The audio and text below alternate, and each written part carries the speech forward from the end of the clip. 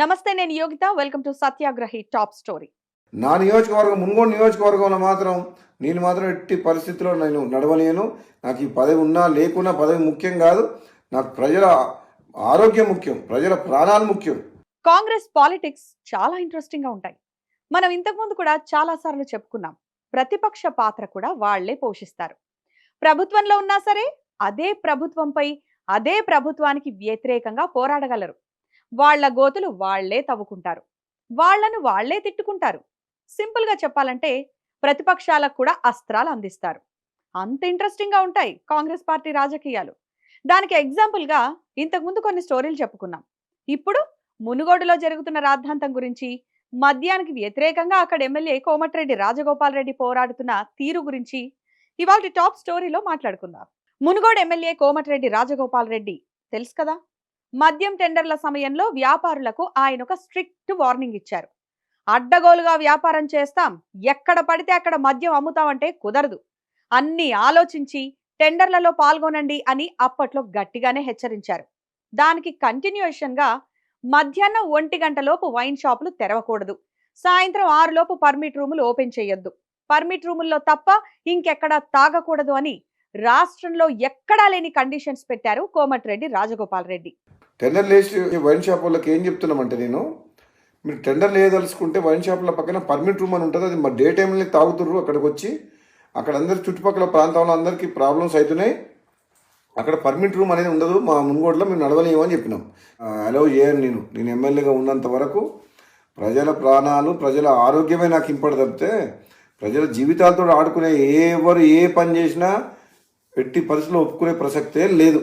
ఇదంతా ఎందుకు చేస్తున్నారు, ఆయన ఎందుకు ఇలాంటి నిర్ణయం తీసుకున్నారు అనే దానిపై అప్పట్లో హాట్ డిస్కషన్ కూడా నడిచింది. కానీ మునుగోడులో మద్యం నియంత్రణపై మాత్రం చాలా సీరియస్ గా ఉన్నారు ఎమ్మెల్యే రాజగోపాల్ రెడ్డి. ఎక్కడా తగ్గేదేలే అన్నట్లు వ్యవహరిస్తున్నారు. ప్రజల ఆరోగ్యాలను దెబ్బతీసే వ్యాపారం ఎందుకంటూ డైరెక్ట్ గా మద్యం షాప్ ఓనర్లకే హితబోధ చేశారు. జనాలకు మద్యం తాగించాలంటే ముందొక పని చేయండి, రోజంతా మీరు తాగండి, ఆ తర్వాత ప్రజల వద్దకు వెళ్ళి తాగమని చెప్పండి, అప్పుడు వ్యాపారం చేసుకోవచ్చంటూ చెప్పిన మాటలు ఇప్పుడు వైరల్ గా మారాయి. కోమటిరెడ్డి రాజగోపాల్ రెడ్డి మాటలను మహిళలు, చదువుకున్న మేధావులు, సామాజికవేత్తలు అభినందిస్తున్నారు.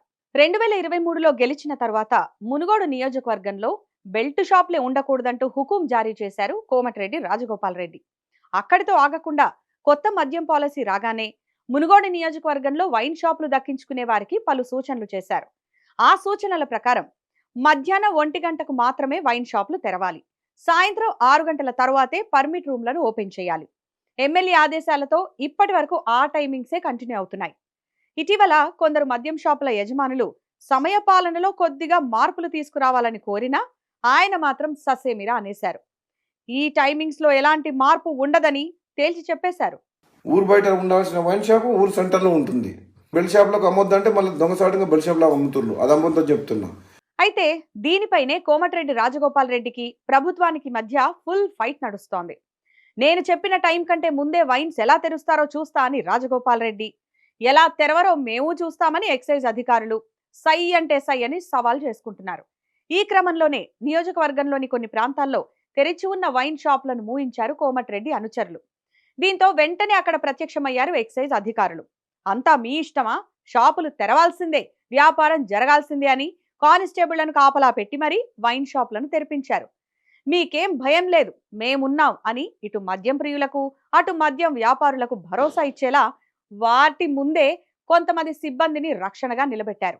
మీరు మందలుగా సిబ్బందిని నిలబెట్టినా మమ్మల్ని కాదని లిక్కర్ షాప్ తెరిస్తే ఆ తర్వాత పరిణామాలు చాలా దారుణంగా ఉంటాయని వార్నింగ్ ఇచ్చారు కోమటిరెడ్డి రాజగోపాల్ రెడ్డి అనుచరులు. వైన్ షాప్ ఓనర్లను బహిరంగంగానే బెదిరించారు. వీళ్ళు ఈ రోజుంటారు, రేపుంటారు, మరి ఆ తర్వాత మీకెప్పుడు రక్షణ కల్పిస్తారు? మేమైతే లోకల్, ఇక్కడే ఉంటాం, మమ్మల్ని కాదని తెరవాలని చూస్తే అని గట్టిగానే ఓ రేంజ్ లో ఫైర్ అయ్యారు.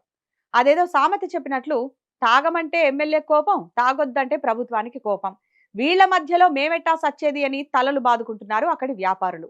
వైన్ షాప్ లొకేషన్స్ కూడా తప్పున్నాయి. టౌన్లో, సెంటర్లో, పబ్లిక్ ప్లేసెస్లో పెట్టిండ్రు. అది ఊరు బయట పెట్టాలి వైన్ షాప్. అసలు తప్పకుండా ఈ మునుగోడుతో పాటు తెలంగాణ రాష్ట్రంలో ఈ ఎక్సైజ్ పాలసీని సమీక్షించి ఈ ప్రజల ఆరోగ్యం ఖరాబ్ చేసేది కాదు, ప్రజల ఆరోగ్యం మెరుగుపరిచే విధంగా మనం ఏ విధంగా ప్రభుత్వం పనిచేయాలనో ఆలోచన చేయాలని చెప్పి కూడా ప్రభుత్వం దృష్టికి తీసుకుపోతాను నేను తప్పకుండా. ఇదంతా సరే గాని కోమటిరెడ్డి రాజగోపాల్ రెడ్డి ఎందుకు ఇదంతా చేస్తున్నారు? నిజంగానే ప్రజల ఆరోగ్యాలపై అంత ప్రేమ ఉందా? మద్యం మీద దాన్ని నమ్మేవారి మీద అంత కోపం ఉందా? అంత ప్రేమ ఉంటే గతంలో ఎప్పుడూ లేనిది ఇప్పుడే ఎందుకు ఇంత రచ్చ జరుగుతోంది? టైమింగ్స్ అంత పక్కాగా ఇప్పుడే ఎందుకు అమలు చేస్తున్నట్లు అన్నదే అసలు డౌట్. ఇంతకు ముందు చెప్పినట్లు 2023 ఎన్నికల్లో గెలిచిన తర్వాత కోమటిరెడ్డి రాజగోపాల్ రెడ్డి దూకుడు పెంచారు. దానికి ఒకే ఒక కారణం మంత్రి పదవి. తనకు మంత్రి పదవి రాదు అని తెలిసిన తర్వాత తన అసంతృప్తి అనే మంటకు పెట్రోల్ పోసి ఆ సెగను ప్రభుత్వం వైపు మళ్లించారు. ముఖ్యమంత్రిపై మెల్లగా అసంతృప్తి వెళ్ళగక్కి తర్వాత వాటిని విమర్శల లెవెల్కి తీసుకెళ్లారు. తర్వాత జరిగిన మంత్రివర్గ విస్తరణలో కూడా ఛాన్స్ రాదని తెలిసి మరింత మండిపోయారు రాజగోపాల్ రెడ్డి. ఇదిగో అప్పటి నుంచి తానేం చేస్తే ప్రభుత్వంలో పెద్దలకు కాలుతుందో, ఎలా పెడితే మంట బాగా మండుతుందో అదే రూట్ని ఎంచుకున్నారు రాజగోపాల్ రెడ్డి. అందుకే ఇప్పుడు వైన్స్ పేరుతో అసంతృప్తి సెగలు రేపుతున్నారు. ఇది రాజగోపాల్ రెడ్డి తాగితే తంతాం స్టోరీ వెనక రహస్యం.